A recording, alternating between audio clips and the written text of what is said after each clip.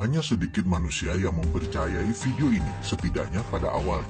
Berani bertaruh, video ini menjawab banyak pertanyaan penting dalam sejarah umat manusia dalam mencari kemakmuran. Untuk sebagian orang, jawaban tersebut akan sangat menggetarkan. Bahkan, tidak ada mirip-miripnya dengan pengetahuan yang telah ada atau yang biasa Anda dengar sebelumnya. Video ini akan mengubah pandangan dan pemahaman Anda yang selama ini Anda dapatkan tentang materi dan kemakmuran. Saat ini, banyak dari kita yang sedang mengalami krisis kemakmuran, krisis kepercayaan, dan tertekan masalah ekonomi. Namun, jika dirunut lebih dalam lagi, semua itu terjadi karena pemahaman akan materialisme yang selama ini dipegang umat manusia bertolak belakang satu dengan yang lainnya. Tapi sesungguhnya, bisakah krisis keuangan dan kesulitan ekonomi itu dihentikan? Saya tahu bahwa Anda juga tahu bahwa jawabannya adalah bisa. Yang menjadi pertanyaan adalah apakah Anda tahu apa yang sebenarnya Anda inginkan? Tontonlah video ini lebih dari sekali. Saya juga mengajak Anda menonton dari awal hingga akhir, kemudian mengulangnya per bagian. Kemudian buatlah catatan-catatan kecil di beberapa bagian. Ujilah, kebenaran yang sejati adalah kebenaran yang teruji, bukan? Saksikan video ini dengan santai, kemudian ulangi lagi. Anggap saya ada di samping Anda sebagai sahabat yang menemani Anda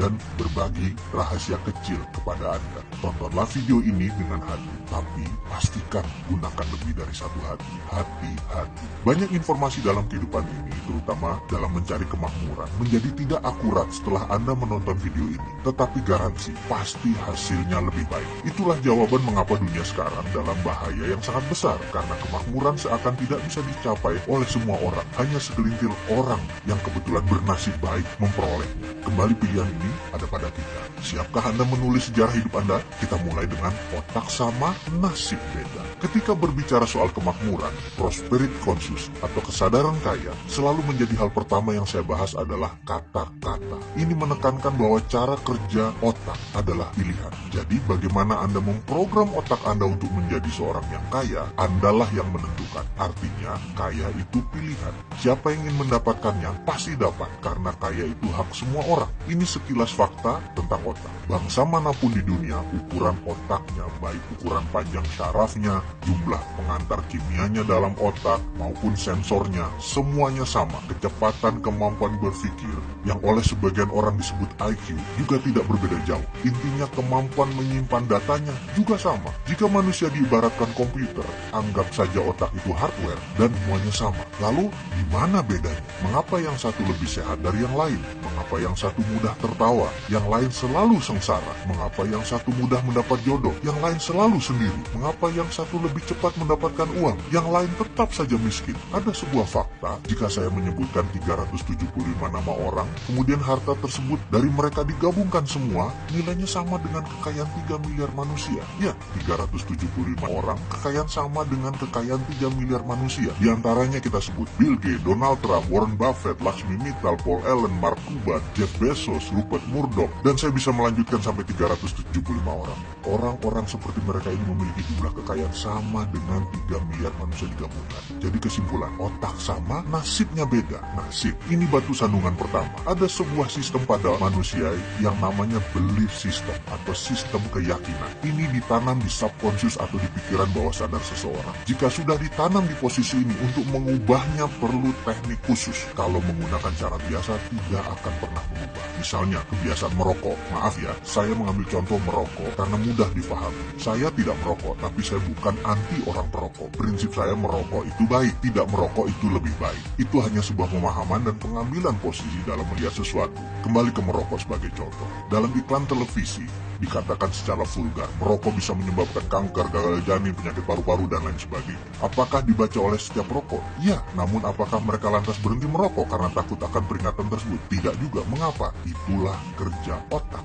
Otak conscious yang menguasai informasi pengetahuan hanya menguasai 12% dari sebuah tindakan. Subconscious, bawah sadarnya 88%. Informasi tadi hanya menempel di conscious, tidak menjadi gerak karena dalam database otak, subconscious menyatakan merokok itu nikmat. Jadi, itulah yang terus dilakukan olehnya, merokok. Subconscious lah yang berkuasa, 5 kali lebih kuat dari kekuasaannya conscious. Sekarang kita kembali ke prosperity conscious atau kesadaran kemakmuran atau IQ batu kaya atau tulang kaya atau balung suki, apapun itu, bagi Mind Master atau sang pemilik otak, ini semacam software. Jadi 375 orang kaya memiliki software ini, sedangkan 3 miliar manusia belum memiliki software ini. Bisa menerima? Masih berat? Masih bertanya, di mana itu nasib? Ya, ini pertanyaan kecil dari kelompok besar. Ini pertanyaan saya pula. Saya mengalami jalan kehidupan yang turun naik seperti gelombang laut selagi badai. Saya pernah memiliki materi berlimpah, tapi 3 tahun kemudian tinggal di rumah kontrakan dan masih menanggung hutang yang besar lagi. Kemudian kembali berlimpah materi, kemudian kembali terpuruk, kembali lagi naik ke atas,